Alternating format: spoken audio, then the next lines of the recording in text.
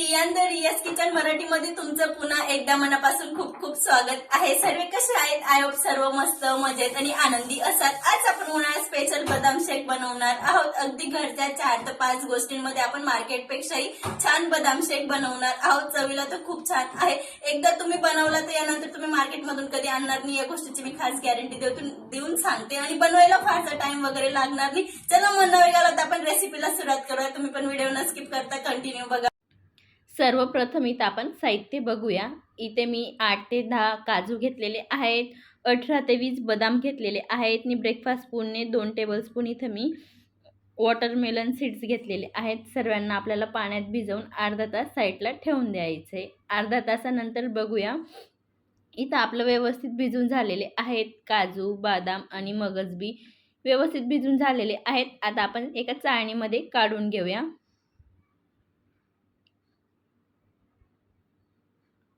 बघू शकता त्या पद्धतीने आपल्याला चाळणीमध्ये काढून घ्यायचंय। अर्धा तासात खूप छान पद्धतीने बदामचे साल पण नरम पडतात। तर आता आपण बदाम पण पाण्यामधून काढून घेऊया।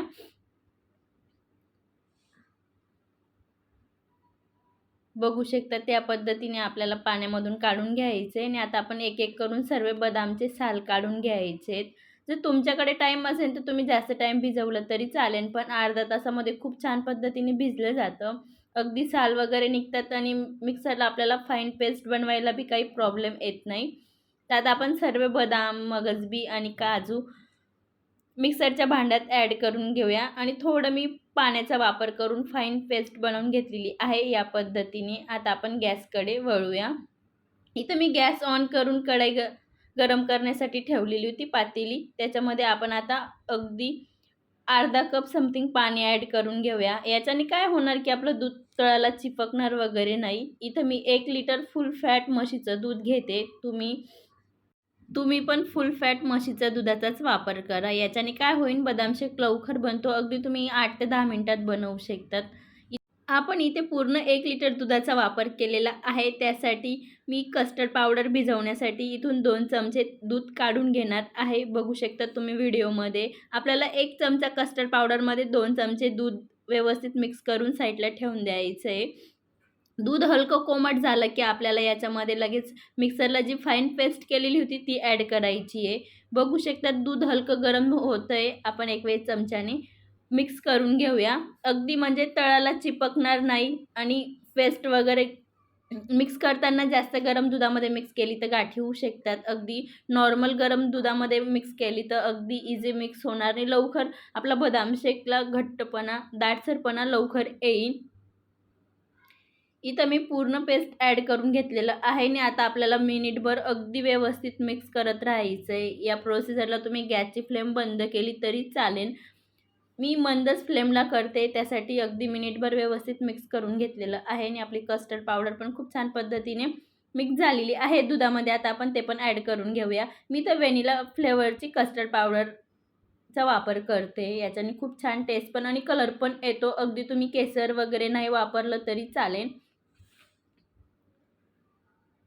परत आपल्याला व्यवस्थित मिक्स करून घ्यायचं आहे। हलकी दुधाला उकळी यायला लागले तोपर्यंत आपल्याला व्यवस्थित मिक्स करून घ्यायचं आहे। आणि बघू शकतात आपल्याला गॅस ऑन करून अगदी 4 ते 5 मिनिट झालेले आहेत, तरीसुद्धा आपलं बदाम शेक खूप छान पद्धतीने इथं दाटसर होतोय। आता आपण याच्यामध्ये मी अगदी 4 ते 5 काजू, 4 ते 5 बदाम आणि 2-3 पिस्ता असे बारीक काप करून घेतलेले आहेत, ते ॲड करून घेऊया। इथं मी 1 लिटर दुधासाठी अगदी जास्त गोड पण नाही, कमी पण नाही, मीडियम होण्यासाठी इथं मी 5 टेबलस्पून ब्रेकफास्ट साखरचा वापर करते। अगदी तुम्ही जास्त गोड खात असाल तर एखादा चमचा वाढवली तरी चालेल।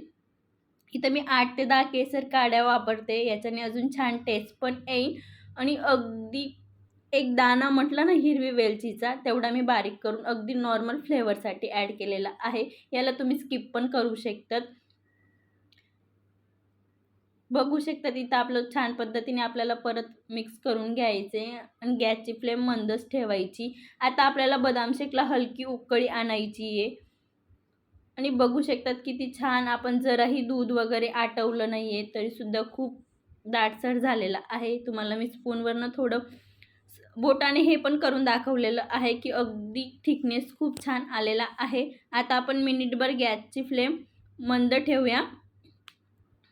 हलकी आपल्याला उकळी काढून घ्यायची आहे. बघू शकतात, मी तुम्हाला जवळून पण दाखवते. अगदी मार्केटपेक्षा छान दिसतोय. उकळी आलेली आहे. आता आपण गॅसची फ्लेम बंद करून मी अर्धा तासासाठी गार करण्यासाठी बाजूला ठेवून देते. बघू शकतात तुम्ही व्हिडिओमध्ये. आता अर्धा तासानंतर मी तुम्हाला सर्व्ह करून दाखवते ग्लासमध्ये. इथं आपला बदाम शेक पूर्णपणे बनून तयार झालेला आहे. 1 लिटर दुधामध्ये अगदी 4 ग्लास होतात. अगदी तुम्ही घरचे ₹80 चा 1 ग्लास येतो, तर तुम्ही घरी अगदी ₹80 पूर्ण 4 ते 5 लोकं एन्जॉय करू शकतात. हा बदाम शेक अगदी मार्केटपेक्षाही चवीला खूप छान लागतो. तुम्ही पण एकदा नक्की बनवा आणि तुमचा अनुभव माझ्यासोबत नक्कीच शेअर करा. आजची रेसिपी कशी वाटली कमेंटमध्ये नक्की सांगा. अशाच एक छानशा रेसिपीसोबत भेटूया. तोपर्यंत मस्त खा, स्वस्त राहा, सर्वात महत्त्वाचं आनंदी राहा. पुन्हा भेटूया. तोपर्यंत धन्यवाद.